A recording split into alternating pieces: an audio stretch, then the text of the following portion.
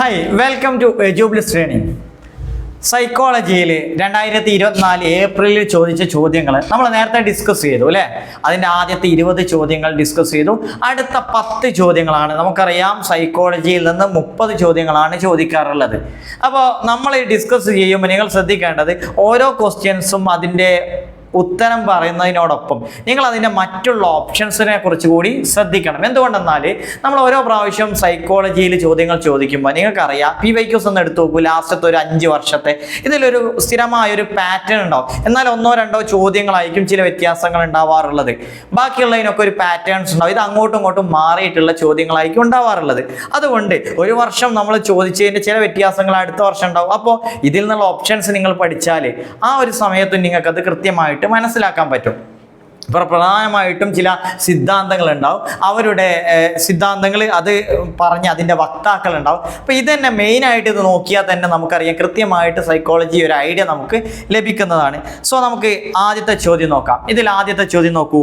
താഴെ കൊടുത്തിരിക്കുന്ന ഏതെല്ലാം ചോദ്യങ്ങൾ ക്രിയാത്മക ചിന്തയിലേക്ക് നയിക്കും? അപ്പോൾ ഇതിൽ നിന്ന് നിങ്ങൾ ആദ്യം മനസ്സിലാക്കേണ്ടത് എന്താണ് ക്രിയാത്മക ചിന്ത. അതായത് which of the following questions will lead to creative thinking. അപ്പോൾ നമ്മൾ കഴിഞ്ഞ വീഡിയോയിൽ നിങ്ങൾക്കറിയാം നമ്മൾ ഡിസ്കസ് ചെയ്യുന്ന സമയത്ത് തിങ്കിങ് ആ ഒരു ഏരിയയിൽ നിന്ന് ക്രിയാത്മകത അല്ലെ, സർഗാത്മകത, അതുപോലെ തന്നെ തിങ്കിങ് അല്ലേ, അതുപോലെ ഫോർഗറ്റിങ്, ഇങ്ങനെയുള്ള ഏരിയയിൽ നിന്നുള്ള ചോദ്യങ്ങൾ വന്നിട്ടുണ്ടായിരുന്നു. അപ്പോൾ ഇവിടെയും അങ്ങനെയുള്ളൊരു ചോദ്യമാണ്, ക്രിയേറ്റിവിറ്റിയെ കുറിച്ചുള്ള ചോദ്യമാണ്. അത് പല വർഷങ്ങളിലും ക്രിയേറ്റിവിറ്റി ഒരു ചോദ്യമായിട്ട് വരാറുണ്ട്. അപ്പോൾ ഇവിടെ ഒരു കുറച്ചും കൂടി പ്രാക്ടിക്കൽ രീതിയിലാണ് ചോദിച്ചിട്ടുള്ളത്. അപ്പം നമ്മൾ മനസ്സിലാക്കേണ്ടത് ഇത് കാണാതെ പഠിക്കുന്നതിനപ്പുറം ഇതിൻ്റെ കൺസെപ്റ്റ് മനസ്സിലാക്കാം. എന്നാൽ ഇത്തരം ക്വസ്റ്റ്യൻ എഴുതാൻ പറ്റും. ഇപ്പം നോക്കൂ, ക്രിയേറ്റിവിറ്റി ഉണ്ടാക്കുന്ന ചോദ്യങ്ങൾ നോക്കൂ. ഒന്ന്, ഇലക്ട്രിസിറ്റി കണ്ടുപിടിച്ചതാര്? നിങ്ങൾക്കറിയാം, അത് കാണാതെ പഠിക്കേണ്ട ഒരു ചോദ്യം, അല്ലെങ്കിൽ റോട്ട് മെമ്മറിയിലൂടെ കിട്ടേണ്ടതാണ്. രണ്ടാമത് നോക്കൂ, ഒരു ന്യൂസ് പേപ്പറിൻ്റെ ഉപയോഗങ്ങൾ എന്തെല്ലാം അല്ലേ? ന്യൂസ് പേപ്പറിൻ്റെ ഉപയോഗങ്ങൾ നിങ്ങൾ ആലോചിച്ചു, അതൊന്ന് ആലോചിച്ച് ഒരു ക്രിയേറ്റിവിറ്റി ഉണർത്തുന്ന ചോദ്യങ്ങളല്ലേ? തീർച്ചയായും ആണ്. രണ്ടാമത്തെ ശരിയാണ്. ഇനി നോക്കൂ, മൂന്നാമത്തത്, നമ്മുടെ രാഷ്ട്രപിതാവ് ആരാണ് നമ്മുടെ രാഷ്ട്രപിതാവ്? അതും ഒരു റോട്ട് മെമ്മറിയിലൂടെ കാണാതെ പഠിക്കേണ്ട ഒരു ചോദ്യമാണ്. ലാസ്റ്റ് വൺ, യാതൊരു ജീവികളുടെയും പേര് ഉപയോഗിക്കാതെ ഒരു മൃഗശാലയെക്കുറിച്ച് ഒരു കഥ എഴുതാം അല്ലേ? അത് കുറച്ചുകൂടിയ ക്രിയേറ്റിവിറ്റി കൂടിയൊരു ചോദ്യമാണ്. സോ 2ഉം 4ഉം നമുക്ക് അതിൽ ഉൾപ്പെടുത്താൻ നോക്കൂ. അപ്പോൾ ഏതെല്ലാം ചോദ്യങ്ങളാണ് ക്രിയേറ്റിവിറ്റി ഉണർത്തുന്നത്? നമുക്കറിയാം 2ഉം 4ഉം. അങ്ങനെ ഒരു ഓപ്ഷൻ ഉണ്ടോ നോക്കി? ഉണ്ട് അല്ലേ? Option C is the correct answer. Clear അല്ലേ? അപ്പോൾ ഇതിൽ നിന്ന് ഞാൻ പറഞ്ഞു, നിങ്ങൾ ക്രിയേറ്റിവിറ്റിയെക്കുറിച്ച്, അതായത് സർഗാത്മകതയെക്കുറിച്ച് നിങ്ങൾ എന്ത് ചെയ്യണം? പഠിക്കണം. ആ കൺസെപ്റ്റ് മനസ്സിലാക്കണം. ക്ലിയർ അല്ലേ? ഇനി അടുത്ത ചോദ്യം നോക്കൂ. അടുത്ത ചോദ്യം, കുട്ടികളുടെ വികാരവുമായി ബന്ധപ്പെട്ട 4 പ്രസ്താവനകൾ ചുവടെ കൊടുത്തിരിക്കുന്നു. സിലബസിൽ നമുക്കറിയാം വികാസ ഘട്ടങ്ങൾ, നമുക്കറിയാം ഡെവലപ്മെൻറ്റ് സ്റ്റേജസ് പഠിച്ചിട്ടുണ്ടാവും അല്ലേ? ശൈശവം, ബാല്യം, കൗമാരം, ഈ ഒരു ഏരിയയിൽ നിന്ന് നിങ്ങൾ പഠിച്ചിട്ടുണ്ടാവും. അതുപോലെ തന്നെ പലരും പിയാഷയുടെ കൺസെപ്റ്റിൽ ഓരോ ഘട്ടങ്ങൾ പറഞ്ഞിട്ടുണ്ടാവും. അതുപോലെ തന്നെ ഓരോ ഘട്ടത്തിൽ, അതായത് കോൺഫ്ലിക്റ്റ് സ്റ്റേജുകൾ പഠിച്ചിട്ടുണ്ടാവും. അതാണ് ആ ഭാഗത്തുനിന്ന് വരുന്ന ചോദ്യങ്ങളുടെ ഒരു പാറ്റേണാണ് ഞാൻ പറഞ്ഞത്. അതുപോലെ തന്നെ ശിശുക്കളുടെ എമോഷണൽ ഇൻ്റലിജൻസുമായി അല്ലെ, ഇമോഷണൽ ആയിട്ടുള്ള ഭാഗങ്ങൾ, വൈകാരിക വികാസത്തെക്കുറിച്ച് ചോദിക്കാം. കുട്ടികളുടെ വികാരവുമായി ബന്ധപ്പെട്ട 4 പ്രസ്താവന. അപ്പോൾ ഇവിടെ വൈകാരിക ഡെവലപ്മെന്റ് അല്ലെ, എന്താ പറയുക, വികാസത്തെക്കുറിച്ചുള്ളൊരു ചോദ്യമാണ് വന്നിട്ടുള്ളത്. കുട്ടികളുടെ വികാരങ്ങൾ ക്ഷണഭങ്കുരമാണ്. ഇംഗ്ലീഷ് ഒന്ന് നോക്കുക കേട്ടോ. Children's emotions are transitory. Malayalam അറിയില്ലെങ്കിൽ ഇംഗ്ലീഷ് ഒന്ന് നോക്കിയാൽ മതി. ക്ഷണികമാണ് അല്ലേ, പെട്ടെന്ന് മാറും, അങ്ങനെ ഉദ്ദേശിച്ചത്. ഇനി കുട്ടികളുടെ വികാരങ്ങൾ കൂടുതൽ സ്പഷ്ടമാണ്, മോർ എക്സ്പ്രസീവ് അല്ലേ? ഇതിനുത്തരം എന്താ? അവരുടെ എമോഷൻസ് എക്സ്പ്രസീവ്, നമുക്ക് കാണാവുന്നതാണ് അല്ലേ? ഒളിച്ചു വെക്കുന്ന പരിപാടി അവർക്കില്ല. ശരിയാണ്, 2ഉം ശരിയാണ്. പിന്നെ children's emotions are not frequent. അത് വികാരങ്ങൾ എന്തല്ല, അടിക്കടി ഉണ്ടാവുന്നതല്ല, അങ്ങനെ ഇടയ്ക്കിടയ്ക്ക് ഉണ്ടാവുന്നതല്ല. എല്ലാ കാലത്തും ഒരേ വികാരങ്ങളാണോ? അല്ല. ആ ഒരു പ്രസ്താവന ശരിയല്ല. ഇനി നോക്കൂ, children emotions are intense than adults. കുട്ടികളുടെ വികാരങ്ങൾ അല്ലേ, എന്താണ്, മുതിർന്നവരുടെ വികാരങ്ങളെ അപേക്ഷിച്ച് കുട്ടികളുടെ വികാരങ്ങൾ കൂടുതൽ തീക്ഷ്ണമാണ് അല്ലേ, ഇൻറ്റൻസ് ആണ്. നിങ്ങൾ ആലോചിച്ച് നോക്കി, അവർ ഒരു ചെറിയ കാര്യത്തിന് കരയുന്നത്, വലിയ കാര്യത്തിന് കരയുന്നത്, അതൊക്കെ തീവ്രമായിട്ടായിരിക്കും, ഭയങ്കരമായ കരച്ചിലായിരിക്കും. സോ ഇവിടുത്തെ ഓപ്ഷൻ അല്ലേ 3 ഇതിൽ പെടുന്നതല്ല. അപ്പോൾ ചോദ്യം എന്താണ്? ഏതൊക്കെ പ്രസ്താവനകളാണ് നമുക്ക് അല്ലേ കണ്ടുപിടിക്കേണ്ടത്? ശരിയായവ തിരഞ്ഞെടുക്കാനാണ്. അപ്പോൾ 1, 2, 4 ശരിയാണ്. അങ്ങനെ ഒരു ഓപ്ഷൻ ഉണ്ടോ നോക്കി. 1, 2, 4 ശരിയാണ്. So option B is the correct answer. Clear അല്ലേ? രണ്ടാമത്തെ ക്വസ്റ്റ്യൻ. അപ്പോൾ ഇത് ഓരോന്നും നമുക്കൊന്ന് പഠിക്കാം. കുട്ടികളുടെ വികാരങ്ങളുടെ പ്രത്യേകതകൾ ജസ്റ്റ് ഒന്ന് നോക്കാം കേട്ടോ. അവരുടെ വികാരങ്ങൾ ഹ്രസ്വായുസുള്ളവയാണ് എന്ന് പറഞ്ഞാൽ ക്ഷണികത. നമ്മൾ ഫസ്റ്റ് പറഞ്ഞല്ലോ, ക്ഷണഭങ്കുരം എന്ന് പറഞ്ഞില്ലേ, ട്രാൻസിറ്ററി. അതാണ് എന്താണ്, ചെറിയ ആയുസ്സുള്ളതാണ്, കുറേ ദീർഘകാലം നിലനിൽക്കുന്നതല്ല. അപ്പോൾ കരയാണെങ്കിൽ കുറച്ച് കഴിഞ്ഞാൽ എന്ത് ചെയ്യും? കുറച്ച് കഴിഞ്ഞാൽ അവർ ചിരിക്കും. സോ നെക്സ്റ്റ് നോക്കൂ, അവരുടെ വികാരങ്ങൾ തീവ്രമാണ്. അവരുടെ വികാരങ്ങൾ തീവ്രം, ഇൻറ്റൻസ് ആണ്. അത് ശരിയാണ്. ഇതൊക്കെ നമ്മൾ പഠിക്കാനുള്ളതാട്ടോ. അതുപോലെ മാറി മാറി വരുന്നുണ്ട് അവരുടെ വികാരങ്ങൾ. അതായത് ചഞ്ചലത, അല്ലെ സ്ഥാനാന്തരണം എന്ന് പറയും. ചഞ്ചലത അങ്ങനെ പെട്ടെന്ന് മാറി വരുന്നുണ്ട് അല്ലേ. ഇപ്പം കരയുന്ന കുട്ടി കുറച്ച് കഴിയുമ്പോഴേക്കും പെട്ടെന്ന് എന്ത് ചെയ്യും? ചിരിക്കുന്നു. അങ്ങനെയൊക്കെ ചിരിക്കുന്ന കുട്ടി പെട്ടെന്ന് കരയും. അങ്ങനെയൊക്കെ ഉണ്ട്. സോ നെക്സ്റ്റ്, ശിശുവികാരങ്ങൾ നിരീക്ഷിക്കാവുന്നതാണ്. വൈകാരിക ദൃശ്യം നമ്മൾ പറഞ്ഞില്ലേ, മോർ എക്സ്പ്രസീവ് എന്ന് പറഞ്ഞില്ലേ, അതുമായി കണക്റ്റഡ് ആയിട്ടുള്ളതാണ്. നമുക്ക് ഒബ്സർവ് ചെയ്യാം, അവർ മറച്ചു വെക്കില്ല. നെക്സ്റ്റ് വൺ, അവരുടെ വികാരങ്ങൾ പെട്ടെന്ന് കെട്ടടങ്ങുന്നു. സംക്ഷിപ്തത അല്ലേ. ഒരു കരയുന്ന കുട്ടി പെട്ടെന്ന് ഒരു കളിപ്പാട്ടം കണ്ടാൽ ചിരിക്കും അല്ലേ, അതാണ് പെട്ടെന്ന് കെട്ടടങ്ങുന്നു. സോ നെക്സ്റ്റ് വൺ, കൂടെ ഉണ്ടാവുന്നു. അത് ഫ്രീക്വൻ്റ് ആയിട്ട് ഉണ്ടാകും. നമ്മളെ ഓപ്ഷനിൽ അത് ഉണ്ടാവുന്നില്ല എന്നാണ് പറഞ്ഞത്, അതുകൊണ്ടാണ് തെറ്റിയത്. നെക്സ്റ്റ് വൺ, ഇടവേളകൾ കുറവായിരിക്കും.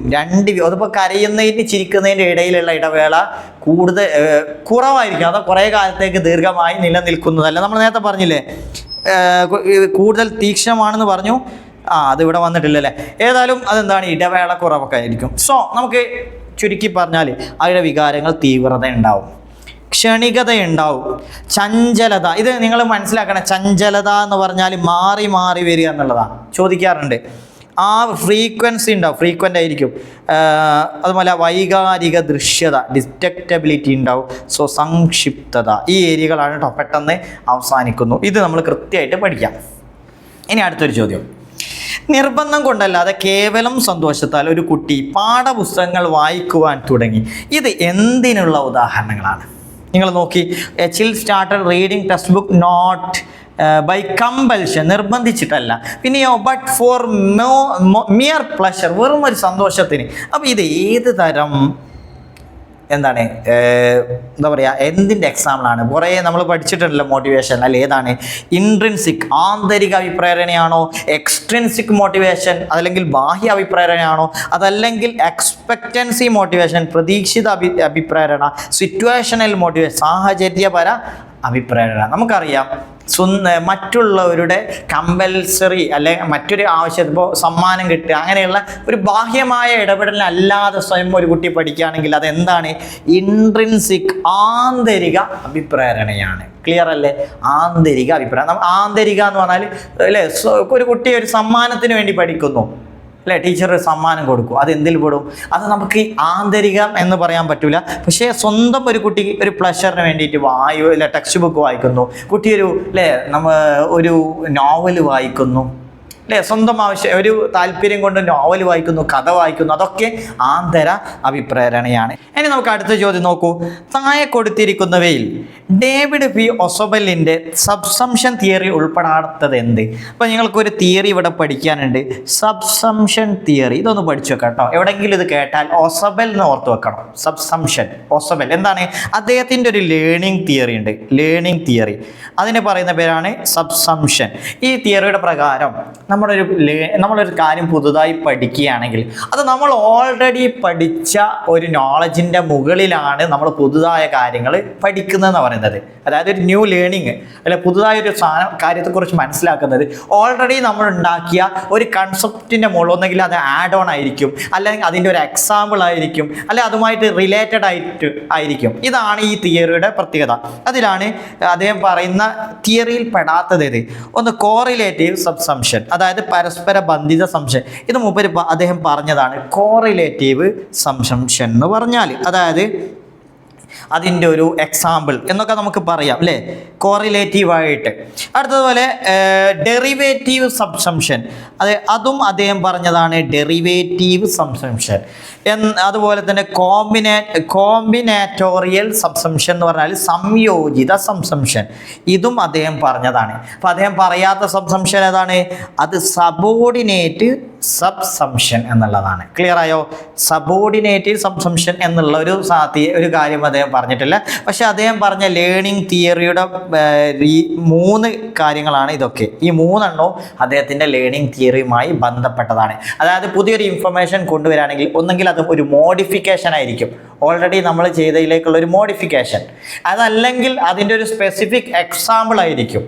അതല്ലെങ്കിൽ അതിൻ്റെ ഒരു എന്താ പറയുക, അതുമായിട്ട് റിലേറ്റഡ് ആയിട്ടുള്ള മറ്റൊരു കൺസെപ്റ്റ് ആയിരിക്കും. ഇങ്ങനെയാണ് ലേണിംഗ്, പുതുതായ ഒരു കാര്യം നമ്മൾ പഠിക്കുന്നതെന്ന്. ഓക്കെ, ക്ലിയർ അല്ലേ? അടുത്ത നോക്കൂ. ദ്രുതഗതിയിലുള്ള ശാരീരിക വികാസം സംഭവിക്കുന്നത്, അതായത് ഒരു കുട്ടിക്ക് ഫിസിക്കൽ ഡെവലപ്മെൻറ്റ് ഹാപ്പൻസ്, അതായത് റാപ്പിഡ് ഫിസിക്കൽ ഡെവലപ്മെൻറ്റ് സംഭവിക്കുന്നത് എപ്പോഴാണ്?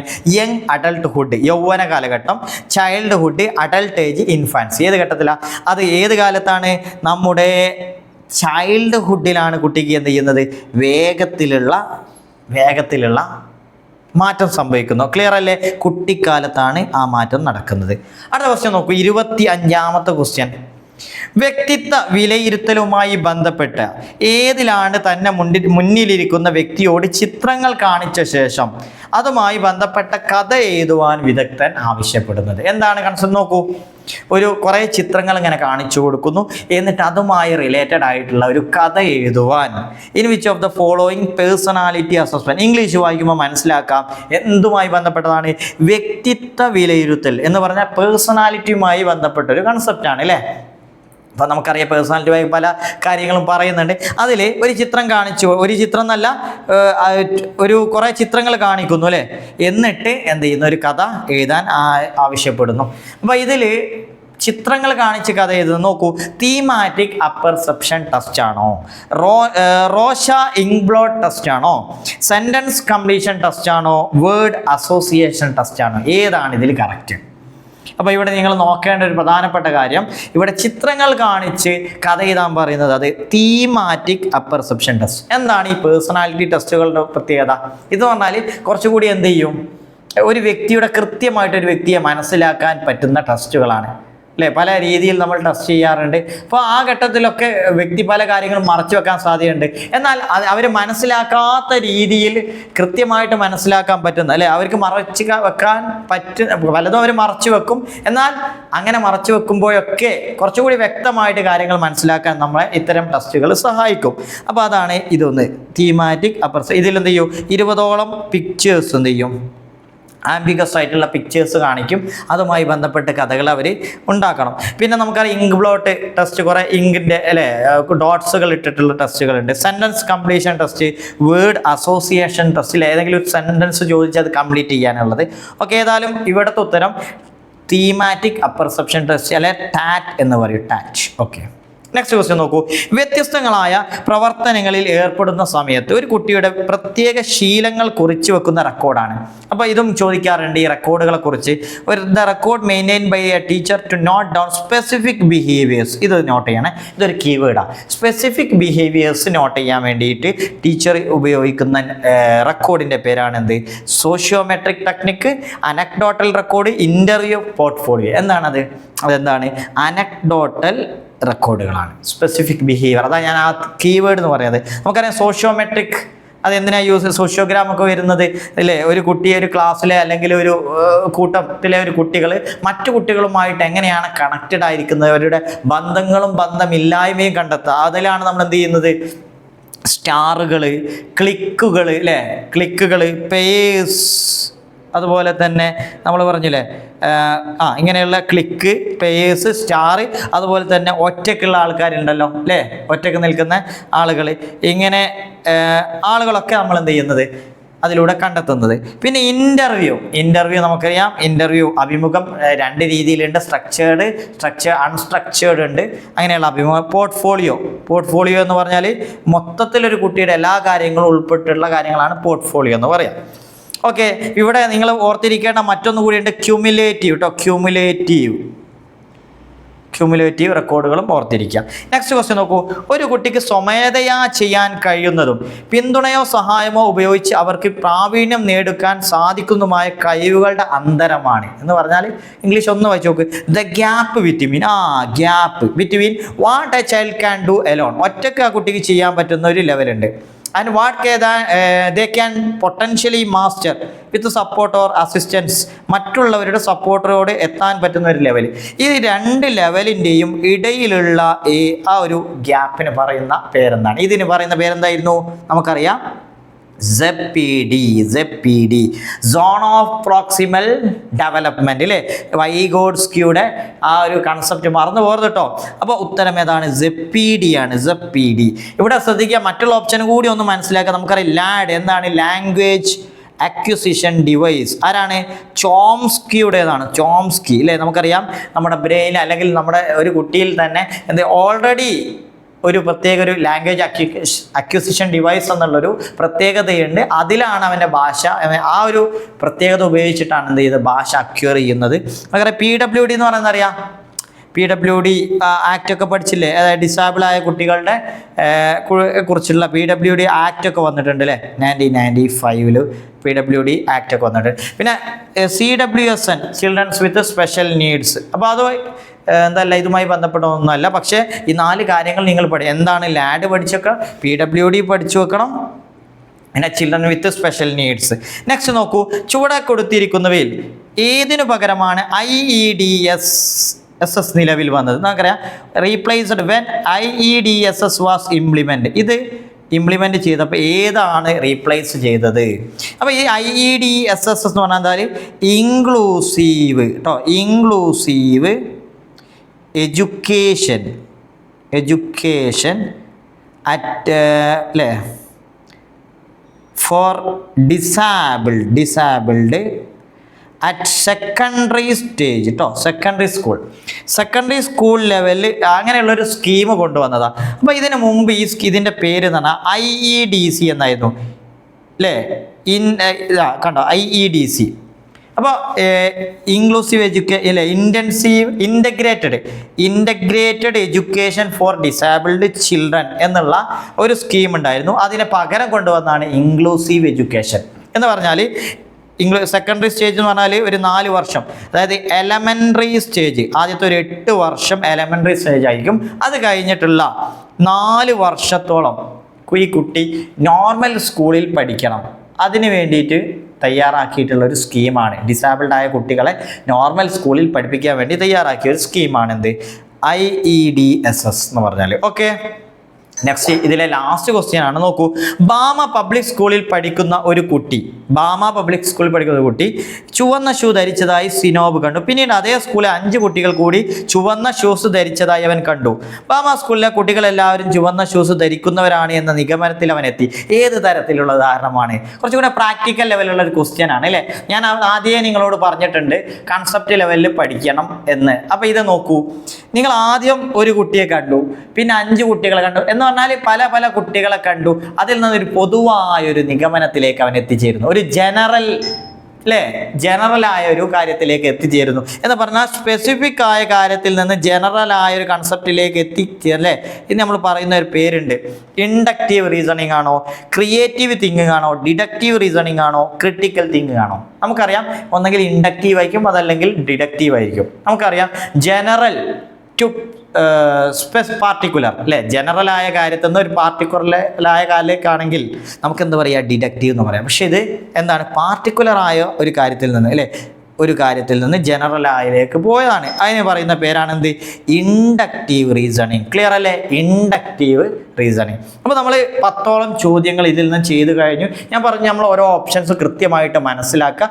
തീർച്ചയായും എഡ്യൂബിലിറ്റി ലേണിങ്ങിൻ്റെ ഇതുപോലുള്ള ക്ലാസ്സുകൾ നിങ്ങൾ യൂട്യൂബിൽ കേൾക്കാം. നിങ്ങൾക്ക് സ്പെസിഫിക് ആയിട്ട് ഇൻറ്റൻസീവായിട്ട് സിസ്റ്റമാറ്റിക് ആയിട്ട് കേട്ടറ്റ് എക്സാമിന് പഠിക്കാൻ ഞങ്ങളുടെ സ്പെഷ്യൽ ആപ്ലിക്കേഷൻ ഡൗൺലോഡ് ചെയ്യുക. അതിലൂടെ നിങ്ങൾക്ക് എന്ത് ചെയ്യുക? വീഡിയോ ക്ലാസ്സുകളും സ്റ്റഡി മെറ്റീരിയൽസുകളും അതുപോലെ തന്നെ ക്വിസുകൾ, പ്രാക്ടീസ് ടെസ്റ്റുകൾ ചെയ്യാനുള്ള ഓപ്ഷൻസ് ഉണ്ട്. കാരണം ഇതുപോലെയുള്ള PYQs, ഓരോ ടോപ്പിക്കിൻ്റെയും PYQs മാത്രമല്ല SCRT ബേസിലുള്ള ടോപ്പിക് വൈസ് ടെസ്റ്റുകൾ, ഇതെല്ലാം ചെയ്യാൻ നിങ്ങൾക്ക് ഞങ്ങളുടെ ആപ്പിലൂടെ സാധിക്കും. തീർച്ചയായും അടുത്ത കേട്ടറ്റ് നിങ്ങൾക്ക് ഉറപ്പിക്കാം. Thank you.